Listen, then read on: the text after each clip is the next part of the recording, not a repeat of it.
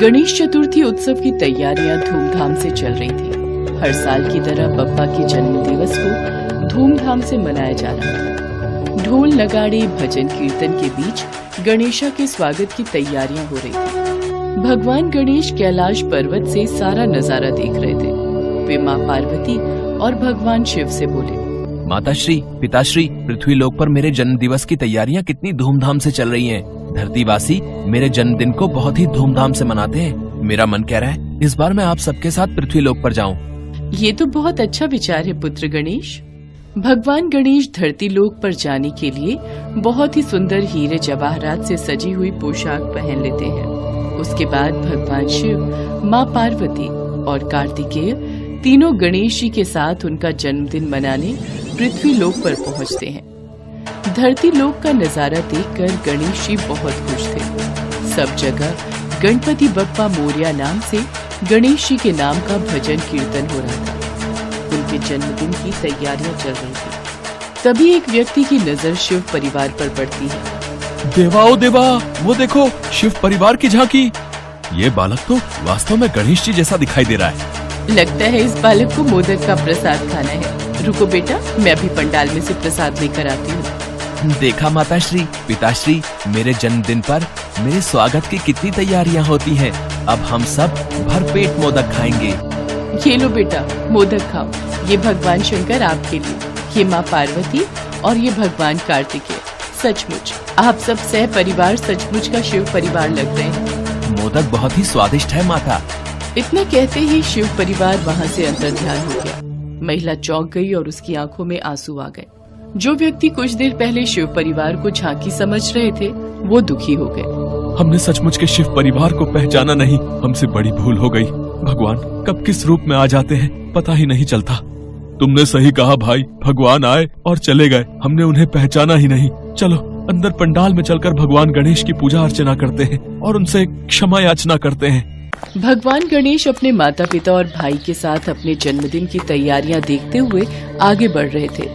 तभी उनकी नजर एक टूटी फूटी झोपड़ी पर जाती है जिसमें बहुत अंधेरा और सन्नाटा था। माताश्री, पिताश्री, इस झोपड़ी में अंधेरा क्यों है? क्या यहाँ पर कोई नहीं रहता? पुत्र, ये तो झोपड़ी के समीप जाने पर ही पता चलेगा। गणेश जी सबके साथ झोपड़ी के समीप पहुँचते हैं। झोपड़ी में एक गरीब परिवार रहता था जिसमें बीमार बूढ़ी माँ, पति पत्नी और 2 बच्चे थे जो भूख से बिलख रहे थे। झोपड़ी में एक कोने पर छोटी सी भगवान गणेश की मूर्ति रखी थी जिसके सामने एक दीपक जल रहा था और पत्नी गणेश भगवान से प्रार्थना कर रही थी। कमला, भगवान गणेश की पूजा करने से क्या होगा? वो हमारी सुनते ही कहाँ है। कितने दिनों से कोई काम नहीं मिला। माँ की दवाई लानी है, घर में खाने को कुछ भी नहीं है। मैं सचमुच बहुत लाचार हो गया हूँ। कोई काम देने को राजी ही नहीं होता। मुझे तो लगता है हम गरीबी में ही दिन काट कर इस दुनिया से चले जाएंगे। ऐसा न कहो जी। गणेश चतुर्थी के पावन अवसर पर भगवान गणेश की पूजा अर्चना से हमारे सारे दुख दूर हो जाएंगे। गणेशा, आपके जन्म दिवस पर मैं आपको बस खिचड़ी ही भोग लगा रही हूँ। घर में खाने को कुछ भी नहीं है, बस यही थोड़े से चावल और दाल रखी थी। ये भोग स्वीकार करो प्रभु। भगवान गणेश ये सब देख रहे थे। वो शिव जी और पार्वती जी से बोले, माताश्री, पिताश्री, आज मैं इन सब के साथ मिलकर अपना जन्मदिन मनाऊंगा। बहुत उत्तम विचार है पुत्र गणेश। घर में कोई है? गणेश आए हैं, हमारा स्वागत नहीं करोगे? ये तो शिव परिवार की झांकी दिखाई देती है। आज गणेश चतुर्थी का उत्सव है, इन्हें भीतर बुला लेती हूँ। हाँ हाँ, आप सब अंदर आ जाइए। मुझे तो अपना जन्मदिन मनाना है, केक काटना है, पूरी पकवान, मोदक, मिठाइयाँ भी खानी है। इसलिए तो मैं सह परिवार आप सबके साथ अपना जन्मदिन मनाने आया हूँ। पर मेरे घर पर तो खिचड़ी के सिवा खाने को कुछ भी नहीं है और आज आप मेरे घर भगवान रूप में आए हैं। मैं आपकी इच्छा कैसे पूरी करूँगी? हे भगवान गणेश, मेरी मदद कीजिए। अब गणेश को याद किया है तो मुझे कुछ करना ही होगा। खिचड़ी को 5 भागों में बांट दो। कमला को कुछ भी समझ नहीं आ रहा था कि ये सब क्या हो रहा है। वो तो शिव परिवार को एक झांकी का रूप समझ रही थी। कमला ने खिचड़ी को 5 भागों में बांट दिया। भगवान गणेश ने खिचड़ी का पहला भाग बहुत ही स्वादिष्ट और सुंदर केक में बदल दिया। दूसरा भाग मोदक मिष्ठान में बदल गया। तीसरा भाग पूरी पकवान में बदल गया।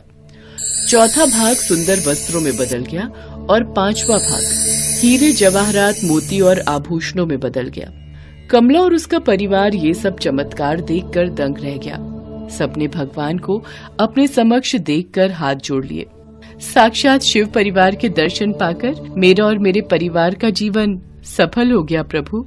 हाँ माँ, तुमने सच्चे हृदय से मुझे याद किया था, और जो कोई भी गणेश चतुर्थी के शुभ अवसर पर सच्चे हृदय से मुझे याद करता है तो उस पर मेरी कृपा सदैव बनी रहती है। इतना कहते ही भगवान गणेश अपने माता पिता और कार्तिकेय के साथ अंतर्ध्यान हो गए। कमला के घर में गणेश के चरण पड़े तो उसके घर में सुख समृद्धि का वास हो गया। उसकी सास की बीमारी दूर हो गई। कमला ने रहने के लिए बड़ा घर भी बनवा लिया। अब उसके पास गणेश जी की कृपा से सब कुछ था। कहते हैं सच्चे हृदय से भगवान को याद करो तो वो दर्शन देने जरूर आते हैं। बस जरूरत होती है मन में विश्वास का दीपक जलाने की। एक बार की बात है, भगवान शिव और माँ पार्वती आपस में वार्तालाप कर रहे थे। तभी वहाँ भगवान गणेश जी आ जाते हैं। क्या बात है माताश्री, पिताश्री, आपने मुझे बुलाया? पुत्र गणेश, तुम्हारी माता तुम दोनों भाइयों के विवाह की चिंता कर रही है। वो चाहती है कि तुम दोनों भाइयों का विवाह शीघ्र हो जाए। हे माताश्री, हे पिताश्री, आप मेरी ओर से बिल्कुल भी चिंता मत कीजिए। जिस कारण से मेरे माता पिता चिंता में पड़े हैं, मैं वो कारण ही समाप्त कर देता हूँ। मैंने ये निर्णय कर लिया है कि मैं विवाह नहीं करूँगा। इतना कहकर भगवान गणेश वहाँ से चले जाते हैं। देवी पार्वती, तुम्हें दुखी होने की कोई आवश्यकता नहीं है। सब कुछ समय पर छोड़ दो। समय अपने आप सब कुछ व्यवस्थित कर देगा, और देखना तुम्हारा पुत्र गणेश एक दिन विवाह के लिए अवश्य मान जाएगा। उधर भगवान गणेश वन में तपस्या करने के लिए चले जाते हैं। भगवान गणेश ध्यान मग्न थे। तभी वहाँ पर देवी तुलसी आ जाती हैं और भगवान गणेश के विचित्र रूप को देखकर वो बहुत प्रभावित होती हैं। वो साधना में लीन भगवान गणेश के ध्यान को भंग करने लगती हैं, जिससे भगवान गणेश का ध्यान भंग हो जाता है। देवी, तुम कौन हो और यहाँ क्यों आई हो? मेरी ध्यान साधना में विघ्न उत्पन्न करके अच्छा नहीं किया तुमने। हे देव, मैं धर्मध्वज की पुत्री तुलसी हूँ। मेरी माता का नाम माधवी है। मैं अपने वर की खोज में यात्रा पर निकली थी। आपको देखकर लगा जैसे मेरी यात्रा का उद्देश्य पूर्ण हो गया है। आपके विचित्र रूप ने मुझे बहुत प्रभावित किया है। मैं आपसे विवाह करना चाहती हूँ। नहीं देवी, मैं आपसे विवाह नहीं कर सकता। मैंने विवाह ना करने का प्रण लिया है। कृपया करके आप यहाँ से चली जाइए। भगवान गणेश जी ने देवी तुलसी जी से विवाह करने के लिए मना कर दिया। इस बात से तुलसी जी क्रोधित हो गई। क्रोधित हो उन्होंने गणेश जी को श्राप दे दिया। तुम आज शादी करने से मना कर रहे हो, और एक समय आएगा जब तुम्हारी 2 शादी होगी और 2 पत्नियों के साथ तुम अपना जीवन व्यतीत करोगे। तुलसी जी के श्राप को कुछ समय बीता। तब तक भगवान गणेश की भी विवाह करने की इच्छा होने लगी, लेकिन उस समय कोई भी देवी देवता अपनी पुत्री का विवाह भगवान गणेश से नहीं करना चाहते थे। देवताओं का कहना था कि सभी देवी देवता इतने अधिक रूपवान हैं और गणपति देवताओं से अलग दिखते हैं, इसलिए उनसे कोई विवाह नहीं करना चाहता था। विवाह न होने से गणपति क्रोधित रहने लगे और जिस भी देवी देवता का विवाह होता उनमें विघ्न उत्पन्न करते रहते थे, जिसमें उनकी मदद उनका वाहन मूषक करता था। मूषक गणेश जी के आदेश पर देवताओं के विवाह के मंडप को नष्ट कर देता था और ऐसे में उनकी शादियों में अड़चने पैदा हो जाती थीं। सभी देवी देवता घबरा गए और परेशान होकर भगवान शिव और माता पार्वती के पास पहुँचे। प्रभु, भगवान गणेश को न जाने क्या हो गया है। जिस किसी का भी विवाह होने वाला होता है उसमें विघ्न उत्पन्न करने के लिए मूषक को भेज देते हैं और वो सारे मंडप और विवाह के व्यवस्थित स्थल को तहस नहस कर देता है। सभी देवी देवता अपने विवाह को लेकर बहुत चिंतित हैं। इस समस्या का हल ढूंढने के लिए आपको ब्रह्मा जी के पास जाना होगा। वही इस समस्या से निकलने का समाधान बता सकते हैं। इसके बाद सभी देवी देवता ब्रह्मा जी के पास गए और अपनी समस्या बताई। हे ब्रह्मदेव, कुछ कीजिए। अब आप ही समस्या का कोई समाधान बता सकते हैं। आप सभी को घबराने की कोई आवश्यकता नहीं है। हर समस्या का समाधान अवश्य होता है। इतना कहते ही भगवान ब्रह्मा जी ने योग से 2 पुत्रियों को उत्पन्न किया और उनका नाम रिद्धि सिद्धि रखा। मैंने तुम दोनों को जिस उद्देश्य से उत्पन्न किया है वो तुम दोनों को सदैव स्मरण रखना है। रिद्धि सिद्धि, तुम दोनों पुत्रियों को ध्यान रखना है कि जब भी भगवान गणेश किसी देवी या देवता के विवाह में विघ्न डालने लगे, उस समय उनका ध्यान किसी और विषय पर केंद्रित कर देना, ताकि गणेश जी की वजह से विवाह में विघ्न न आए। जी ब्रह्मदेव, हम आपकी इस बात को सदैव स्मरण रखेंगे। ब्रह्मदेव, आपने जो कार्य हमें करने के लिए उत्पन्न किया है, हम उस कार्य में अवश्य सफल होंगे। इसके बाद ब्रह्मा जी रिद्धि सिद्धि को लेकर गणेश जी के पास पहुंचे। भगवान गणेश, मैं चाहता हूँ आप मेरी दोनों बेटियों रिद्धि और सिद्धि को शिक्षा का ज्ञान दीजिए। ये तो मेरा अहोभाग्य है ब्रह्मदेव, मैं इन दोनों को शिक्षा अवश्य दूंगा। ब्रह्मा जी के कहने पर भगवान गणेश रिद्धि सिद्धि को शिक्षा देने लगे। एक दिन जब भगवान गणेश रिद्धि सिद्धि को ज्ञान की बातें समझा रहे थे, तभी वहाँ उनका वाहन मूषक आ जाता है। प्रणाम प्रभु, मैंने पता लगाया है स्वर्ग लोक में फिर किसी देवता का विवाह होने वाला है। मुझे आज्ञा दीजिए कि मुझे क्या करना है। प्रभु, मुझे ये प्रश्न समझ नहीं आ रहा, कृपया करके मुझे इस प्रश्न को भली भांति समझा दीजिए। रिद्धि, पहले मुझे गणेश जी से प्रश्न पूछने दो, पहले मैंने उनसे प्रश्न किया है। अरे तुम दोनों आपस में यूँ झगड़ा ना करो, मैं तुम दोनों के प्रश्नों का उत्तर दूंगा। प्रभु का ध्यान तो मेरी ओर है ही नहीं, तो ठीक है, मैं भी अपने में मस्त रहता हूँ।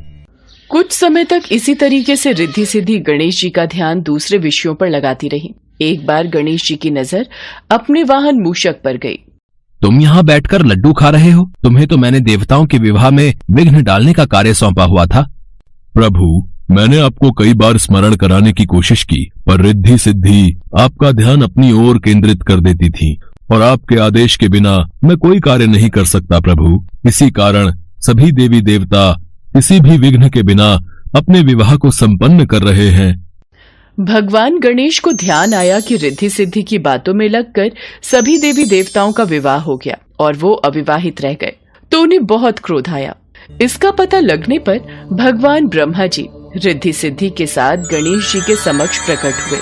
हे गणेश, आप अपने क्रोध को शांत कीजिए। मैं आपके समक्ष अपनी दोनों पुत्रियों रिद्धि सिद्धि के विवाह का प्रस्ताव लेकर आया हूँ, कृपया करके इसे स्वीकार कीजिए। भगवान गणेश ने ये प्रस्ताव स्वीकार किया। इसी के साथ देवी तुलसी का श्राप सच साबित हुआ। भगवान गणेश के 2 विवाह हुए और उनकी 2 पत्नियां रिद्धि और सिद्धि हुईं, जिनसे उनके भविष्य में 2 पुत्र शुभ और लाभ भी हुए। साथ ही एक पुत्री यानी देवी संतोषी भी हुई।